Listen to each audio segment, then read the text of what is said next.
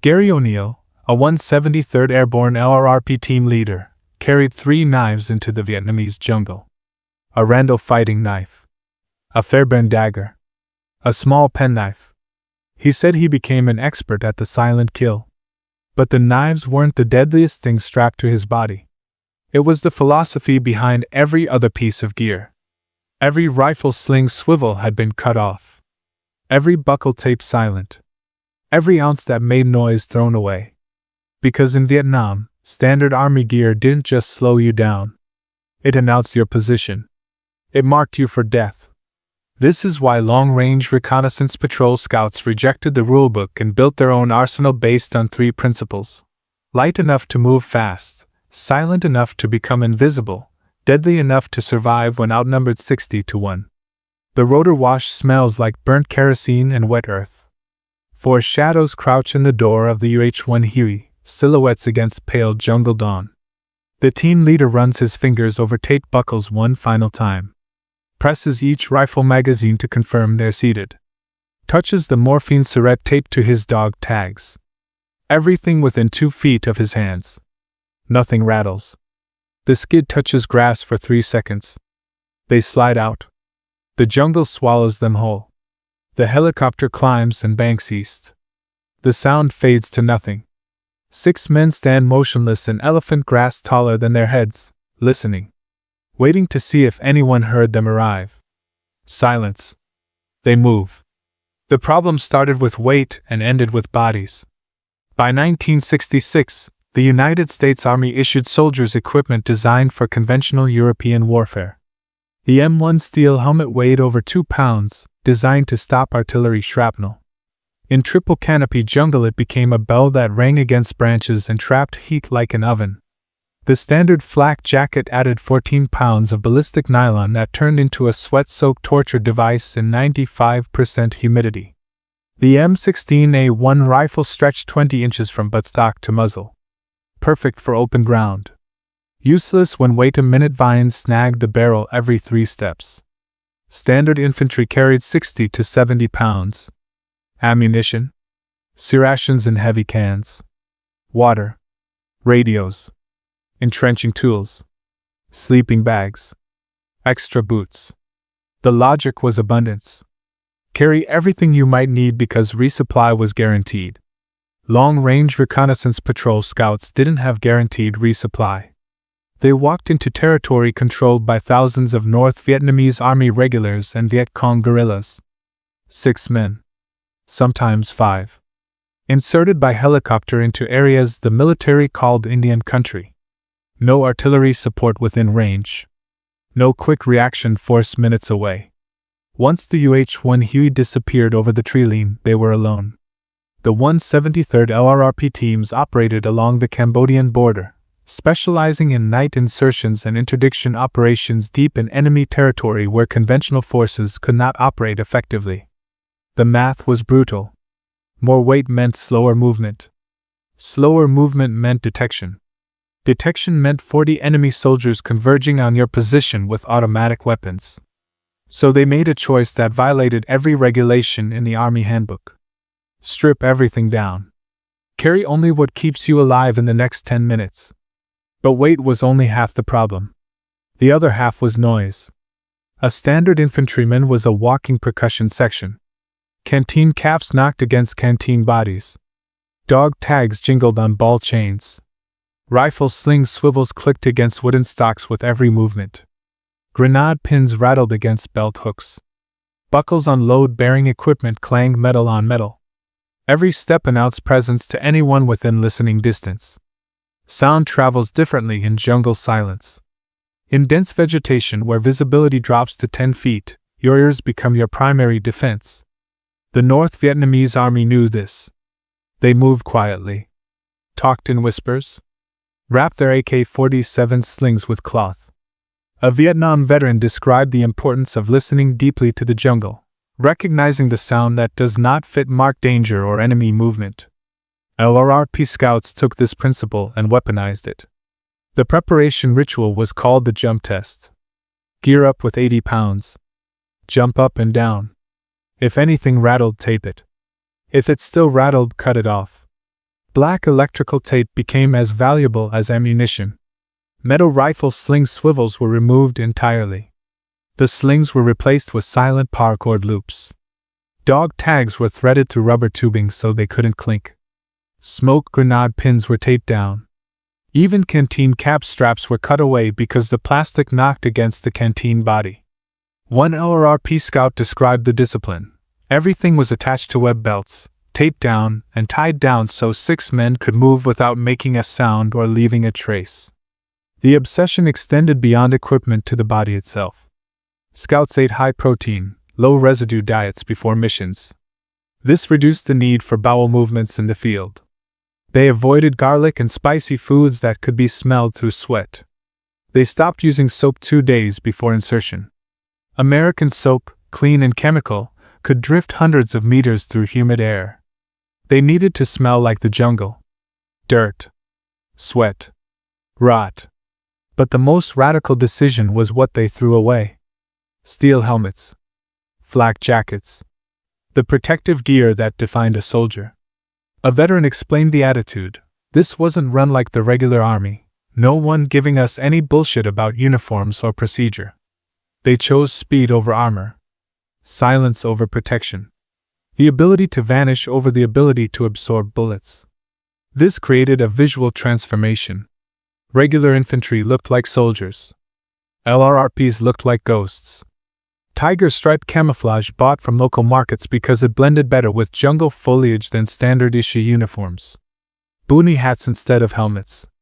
Faces painted green and black with OD paint sticks applied daily. Men with green faces became the LRRP trademark since regular units seldom camouflaged so thoroughly. They even sterilized their identity. Before missions, teams spent hours removing name tapes, unit patches, anything that could identify them. Letters from home went into lockboxes. Photographs stayed at base camp. If a scout was killed or captured, the enemy would find a man in foreign camouflage carrying strange weapons with no name. They became non-people.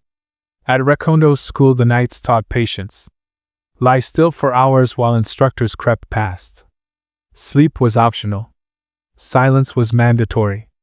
The training focused on patrolling, navigation, silent movement, and observation skills that would keep a man alive in territory where he was outnumbered 100 to 1. Now we understand the foundation. But this raises the critical question. How do you stay deadly when you've thrown away half your equipment? A LRRP team leader summed it up. Gary O'Neill carried 3 knives and told anyone who would listen, I became an expert at the silent kill. He meant it. But he also carried something more important than knives. He carried 18 to 20 magazines for his rifle. Because load-bearing doctrine prioritized lethal firepower per weight carried. The answer was in what they kept. And what they modified. The weapon told the whole story. Standard infantry carried the M16A1, 20-inch barrel. Excellent rifle. But in dense jungle, 20 inches was a liability. The barrel caught on vines. It snagged in bamboo. It turned every movement into a wrestling match with vegetation. Elite scouts wanted the CAR-15. The Colt XM177E2. A carbine version with telescoping stock and barrel between 10 and 11.5 inches. Compact. Aggressive. And crucially, it sounded different. The XM177 had a large flash suppressor that modified the sound signature. In the acoustic chaos of jungle firefights, the crack of a CAR-15 could sound similar to an AK-47. Those split seconds of enemy confusion bought time. Is that them or us? The hesitation was the margin between life and death. But even the CAR-15 wasn't enough. Scouts carried 18 to 20 magazines minimum. Each magazine held 20 rounds. In full automatic, 20 rounds disappeared in 1.5 seconds. North Vietnamese AK-47s used 30-round magazines. This gave the enemy a 50% ammunition advantage in the opening burst.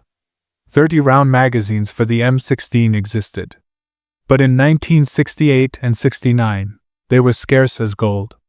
Scouts traded captured enemy pistols for single 30-round magazines. They traded weeks of beer rations. Those who couldn't acquire them improvised. They taped two 20-round magazines together. One upside down. Jungle style. When the first magazine ran dry, hit the release, flip the assembly, slam in the fresh magazine. Faster than reaching for a pouch. LRRP teams described taping two magazines together as a field workaround to speed reloads, a messy, desperate innovation in close combat. Then came the modifications that violated every regulation. The M79 grenade launcher. Standard doctrine said the grenadier carried it as primary weapon. This meant choosing between a rifle and the grenade launcher, or carrying both. Either way, it was bulky. LRRP scouts looked at the M79 and saw the problem. They started sawing. Cut down the stock. Cut down the barrel. Turn it into a large pistol. Now it could be holstered or slung over a shoulder. The grenadier could carry a CAR-15 as primary, and the sawed-off M79 as secondary. A LRRP veteran recalled that a single blast from this shortened M79 would take a whole head right off. The sound mimicked a 60mm mortar blast. The enemy would think they'd engaged a battalion. They hadn't. They'd found 6 men with modified weapons. The same logic applied to machine guns. The M60 weighed 23 pounds, 40 inches long. It required a crew of 3 to operate effectively. LRRP teams didn't have 3 men to spare. So they chopped it. Removed the barrel. Removed the bipod. Removed the front sights. Created a chopped 60. This destroyed effective range. You couldn't hit targets at 800 meters anymore. But in jungle where visibility was 20 meters, the chopped 60 firing 7.62mm rounds at 550 rounds per minute was a flamethrower of lead. The muzzle blast from a chopped barrel created a fireball the size of a beach ball. The sound was deafening. When an LRRP team opened fire with a chopped 60 and 4 CAR-15s, they sounded like a platoon. The NV would freeze, thinking they'd bumped into a much larger force. That hesitation was survival. But weapons were just tools.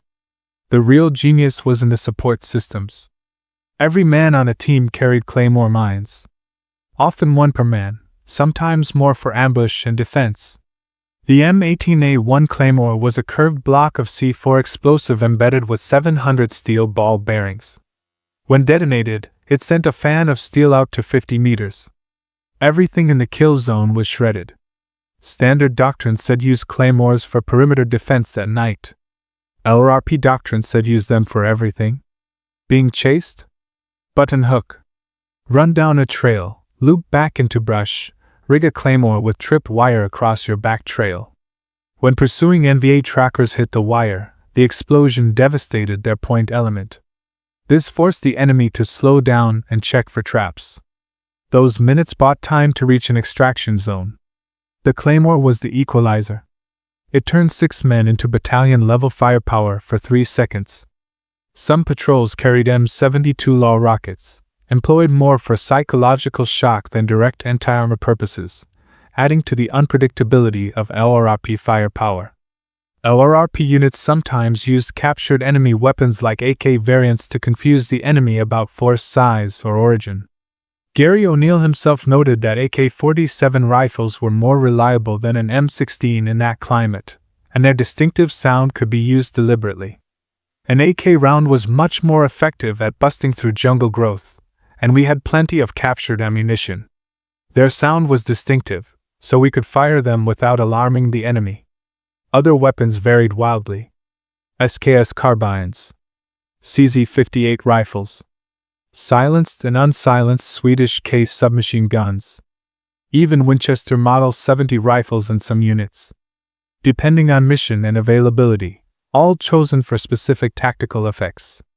They carried only what maximized power per ounce.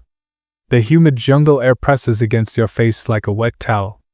You've been lying in the observation post for 6 hours. 12 meters downslope, a North Vietnamese Army patrol moves south along the trail. 40 men. Maybe more. You can hear them talking. Low voices. The clinking of their AK sling swivel sounds like wind chimes in the heavy silence. Your team doesn't breathe. 6 Americans painted green and black, invisible in the bamboo shadows. The NVA point man stops, turns his head, looks directly at your position. He sees leaves. He sees shadows. He doesn't see the Claymore command detonator in your hand. He doesn't see the Swedish case submachine gun resting across your lap. He turns back to the trail. The column continues. You exhale internally. Another 5 minutes survived. The NVA patrol passes. The Americans don't move for 20 more minutes. When they finally shift position, not a leaf rustles. This invisibility came at a cost. But what about when things went wrong? When the enemy was too close? When silence became impossible? The M14 toe popper mine. Plastic-bodied. Barely larger than a bar of soap. It contained just enough explosive to blow a foot off at the ankle. It wasn't designed to kill. It was designed to maim. A wounded man required 2 men to carry him. One mine removed 3 soldiers from the fight.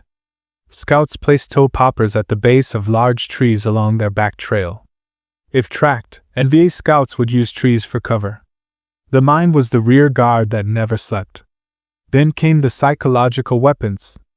CS gas crystals and film canisters. Sprinkled across tracks to neutralize tracking dogs. When a dog inhaled CS crystals through moist nasal membranes, its nose burned like fire. The dog sneezed, whined, lost scenting ability for hours. The biological advantage of the enemy disappeared. But all this firepower meant nothing without the ability to call for help. The radio was the umbilical cord to survival. The NPRC-25, called the Prick 25, weighed 23 pounds with battery. The radio telephone operator carried this on top of water, ammunition, and food. But the standard configuration was a liability. The long whip antenna snagged branches. It whipped around. It acted like a flag. LRRPs modified everything. They taped short antennas to shoulder straps. When stopped, they used the jungle antenna. A length of wire scavenged from Claymore firing wire. Attach one end to the radio. Tie the other end to a rock. Throw the rock over a high branch. Hoist the wire 30 feet into the air. This vertical wire allowed communication with base camp 40 kilometers away without the static of canopy interference. Many teams also carried a backup emergency survival radio like the URC-10 for extraction signaling. Communication itself was modified. Code words. Brief squelch breaks. Click the handset twice for yes.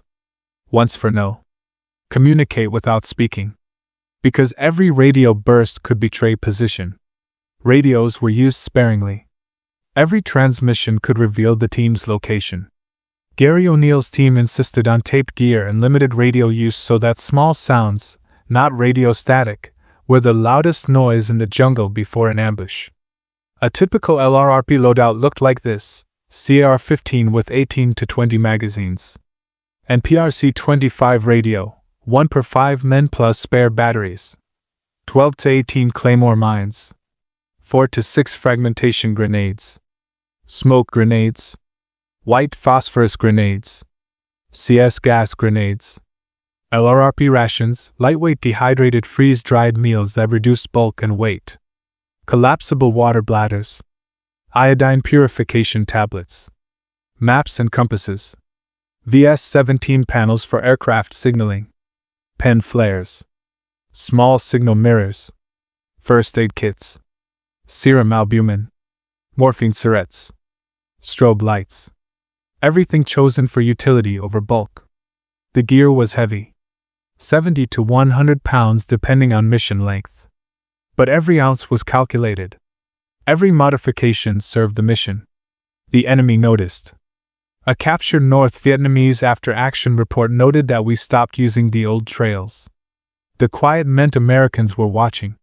The Viet Cong increased sentry rotations and moved camps more often. The mere rumor of an LRRP patrol could cancel operations for days. LRRP operations forced enemy forces to alter trails and increase security patrols because quiet observers threatened their routines and movement.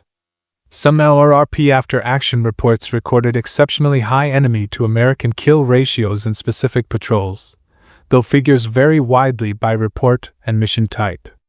The psychological impact was as important as the body count. A LRRP scout from the 4th Infantry Division said it plainly. You hear a twig snap and you're already dead in your head. That's what we did to them. Made them paranoid. Made them scared of silence. But what happens when this perfectly engineered system meets jungle case? When the technology that makes you superior begins to fail? The jungle doesn't care about innovation. It actively destroys it. Humidity rots canvas. Mud jams actions. Heat kills batteries. The perfect gear meets imperfect conditions, and something always breaks. The metallic taste of adrenaline floods your mouth. Contact front. The point man's CR-15 roars on full auto. He dumps his magazine in 3 seconds. Reaches for the next magazine taped jungle style to the first. Rips it free. Slams it home. Pulls the charging handle. Nothing. The bolt won't move forward. Carbon buildup from 100 fired rounds in humid heat has seized the action. He looks down at his rifle. The magazine is seated. The chamber should be loaded. But the weapon is dead. The second man pushes past him, firing. The Australian peel. Each man fires and falls back. But the point man stands frozen, trying to clear a jam while bullets snap through bamboo overhead. His hands shake. He pulls the charging handle harder. It moves an inch. Stops. The carbon deposit inside the gas tube has created a rock-hard obstruction. He needs a cleaning rod. He needs time. He has neither. The scout behind him grabs his harness and yanks him backward. They run. The CR-15's shortened gas system that makes it compact also makes it temperamental. The flash suppressor, that long tube that cuts noise, traps carbon. Gunpowder residue builds inside the baffles. If not cleaned constantly, carbon creates deposits that obstruct bullets or seize the gas system. Scouts carried shaved-down toothbrushes and small bottles of LSA oil. Every 4 hours, they performed maintenance. Pop the rear pin. Pivot the upper receiver. Scrub the bolt carrier group. The weapon required a relationship of constant maintenance. But in a firefight, there's no time for maintenance. This is the moment every scout feared. When the technology fails. When the innovation that was supposed to keep you alive becomes deadweight. The point man's jammed rifle meant the team lost 20% of its firepower in the first 5 seconds of contact. They kept running. Water was another constant problem. Water weighs 8.3 pounds per gallon. In the heat of the Central Highlands, a man could sweat out 2 gallons per day. This created deadly calculus. Carry more water and move slower? Carry less water and risk dehydration?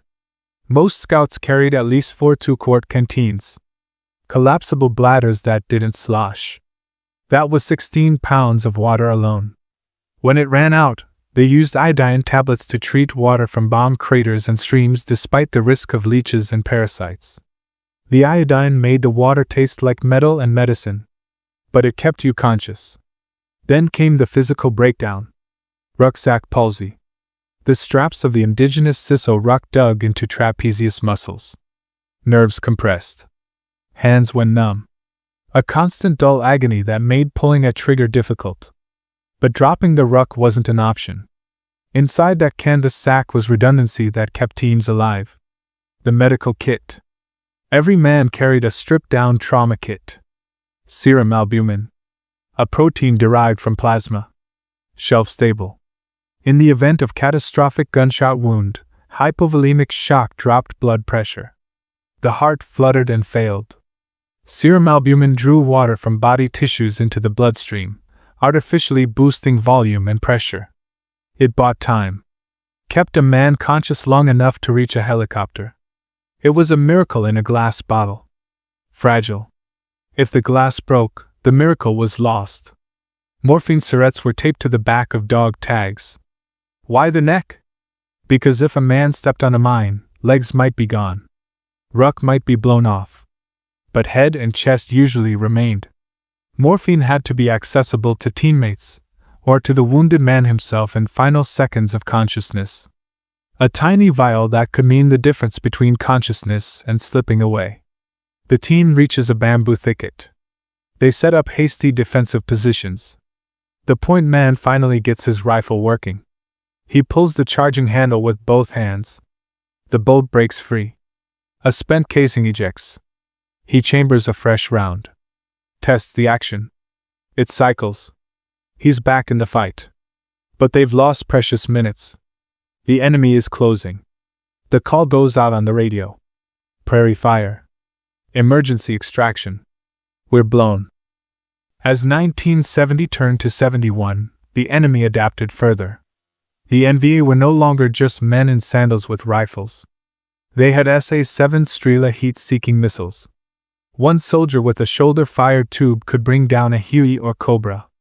The air superiority that LRRPs relied on for survival was challenged.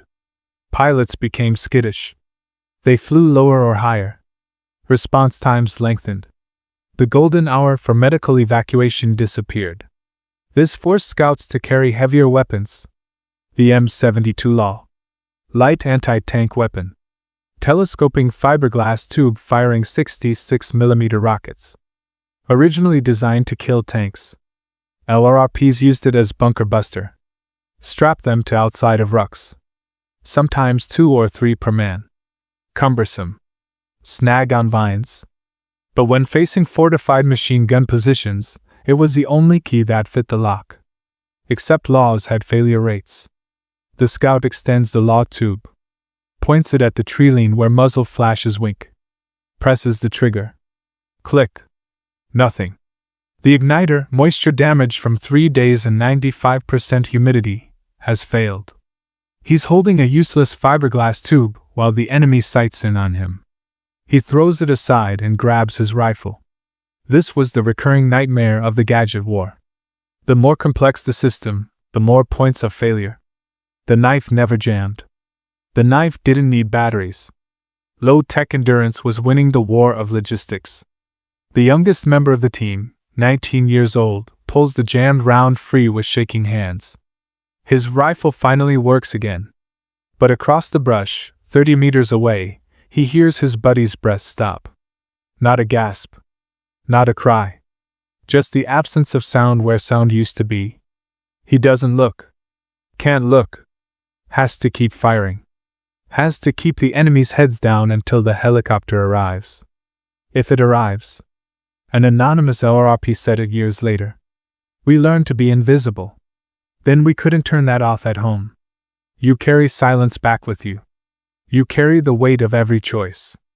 Every ounce you threw away. Every piece of gear that failed when you needed it most. The sound of rotor blades cuts through gunfire. The Huey is inbound. But they're in triple canopy. The helicopter can't land. This is where the stabo rig matters. The stabilized body extraction harness sewn directly into load-bearing equipment. It runs down the back and through the crotch. The rope drops through the canopy. A thick nylon line with snap links at intervals. The touch of the rope against your palm is rough like ship cable. You clip the snap links to D-rings on your shoulders. The scout next to you does the same. The helicopter pilot's voice crackles over radio. Extraction in 10. You look up. Can't see the helicopter through the trees. Can only hear it. The rope goes taut.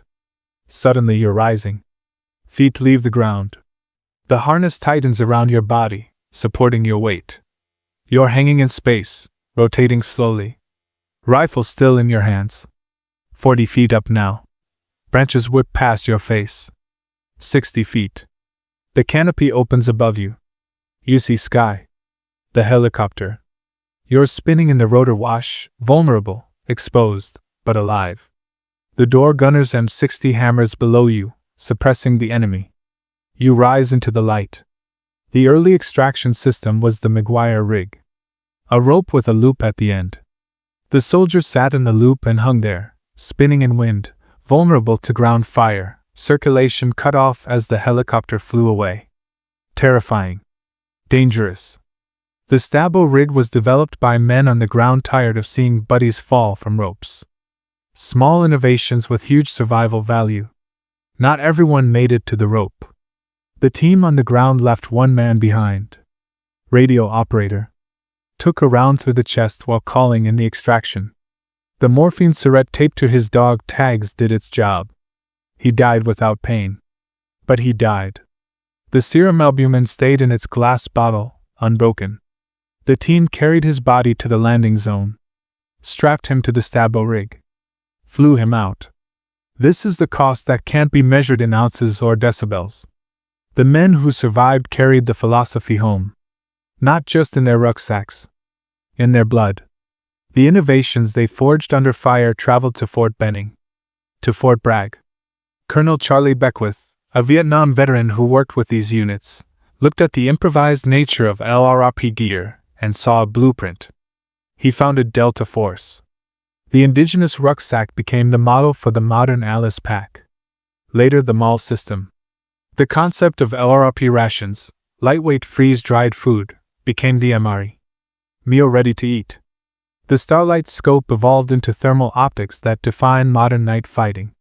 The sawed-off M60 influenced development of the M249 squad automatic weapon. A light machine gun one man could carry. The practice of taping gear. Painting rifles. Customizing kit to fit mission. That became standard operating procedure.